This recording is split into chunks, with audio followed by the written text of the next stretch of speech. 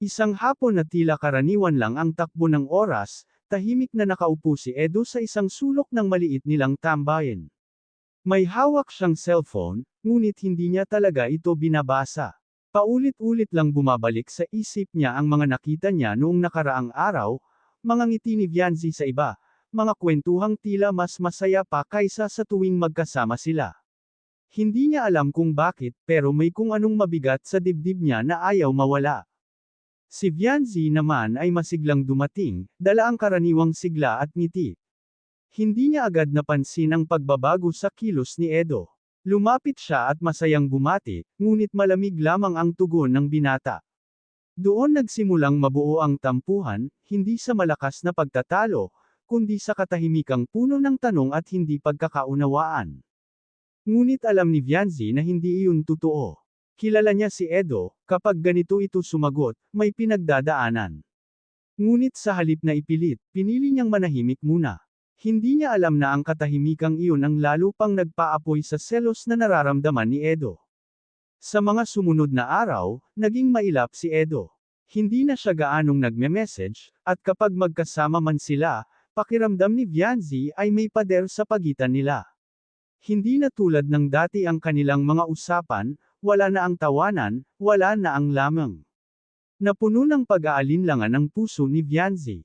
Nagtanong siya sa sarili kung may nagawa ba siyang mali, o kung may iba ng dahilan ang pagbabago ni Edo. Samantala, sa isip ni Edo, paulit-ulit na bumabalik ang isang eksena, si Vianzi na masayang kausap ang isang taong hindi niya kilala. Simpleng usapan lang sana iyon, ngunit pinalaki ng selos ang bawat kilos, bawat ngiti. Hindi niya napansin na ang selos na iyon ay nagmumula sa takot na baka balang araw ay hindi na siya ang piliin. Isang gabi, hindi na nakatiis si Vianzi. Kinausap niya si Edo ng masinsinan. Umupo sila sa isang tahimik na lugar, malayo sa ingay, ngunit puno ng tensyon. Matagal na natahimik si Edo. Para bang nakikipaglaban siya sa sarili kung magsasalita ba o hindi. Sa huli, bumantong hininga siya at nagsimulang magsalita. Nagseselos ako, amin niya. Pakiramdam ko, mas masaya ka kapag kasama mo ang iba. Nabigla si Vianzi. Hindi niya inaasahang iyon ang dahilan ng lahat.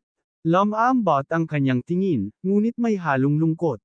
Ipinaliwanag ni Edo ang lahat ng kanyang naramdaman, ang mga maliliit na bagay na kanyang binigyan ng malaking kahulugan, ang mga takot na hindi niya masabi noon.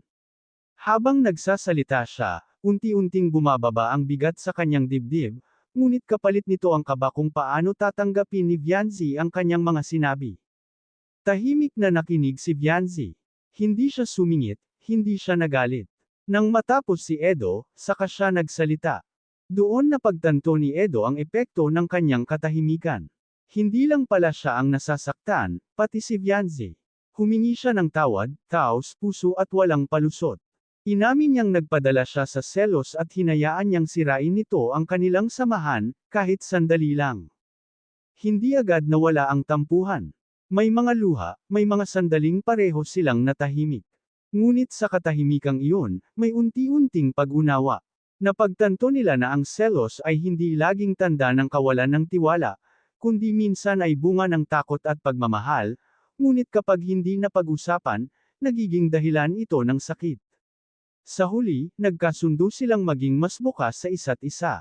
Natutunan ni Edo na ang selos ay dapat ipinapahayag ng maayos, hindi itinatago.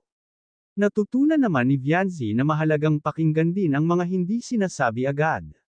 At bagamat may bakas pa ng sakit, mas nangingibabaw ang pag-asa na sa susunod na dumating ang selos, hindi na ito haantong sa katahimikan, kundi sa mas matibay na pag-unawa sa isa't isa.